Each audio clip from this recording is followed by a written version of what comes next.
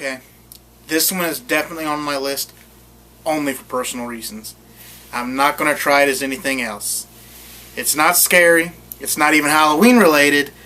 It's just something I used to watch a lot as a kid, so here we go. And so, for day 3 we have The Ghost and Mr. Chicken. This one can be summed up pretty quick. In the small Kansas town of Rachel, there stands the old Simmons house where supposedly a murder-suicide took place 20 years ago.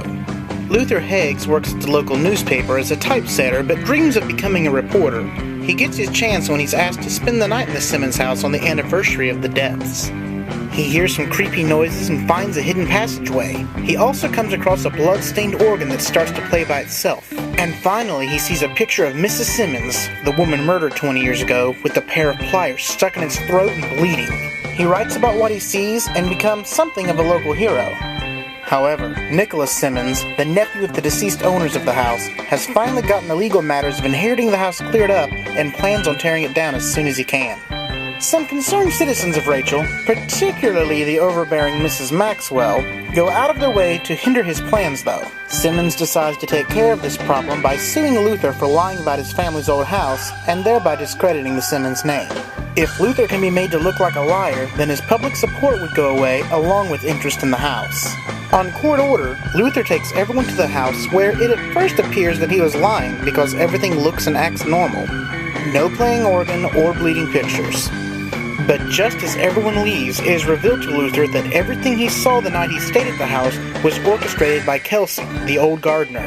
Without going into too much detail, the whole thing was a setup to flush out Nicholas Simmons and prove that he actually murdered both his aunt and uncle all those years ago.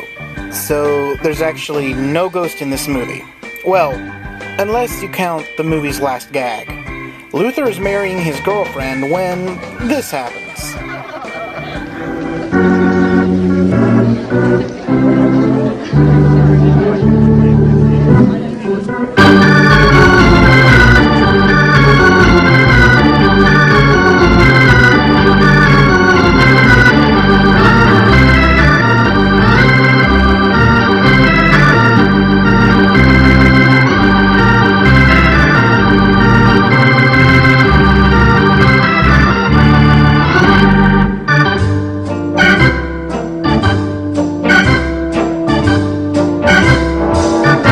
So, yeah, this is on my list just because I grew up with this movie around Halloween time and no other reason.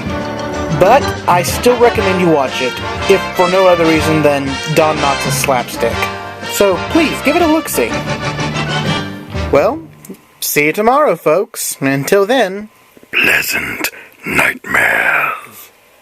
Carol, Carol, Caroline. Luther, what is that all about? The Tarot Carol, Solomon. Oh.